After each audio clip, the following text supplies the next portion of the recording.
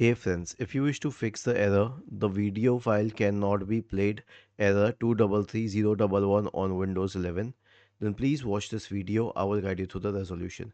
Now, first of all, disconnect any VPN.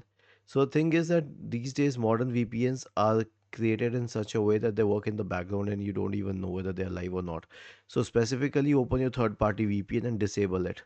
The next one is to disable any proxy. Press Windows plus R.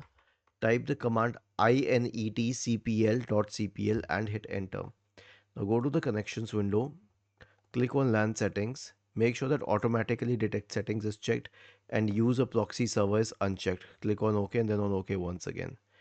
Whatever browser you're using, reset it. Okay, let's say that we're using this browser.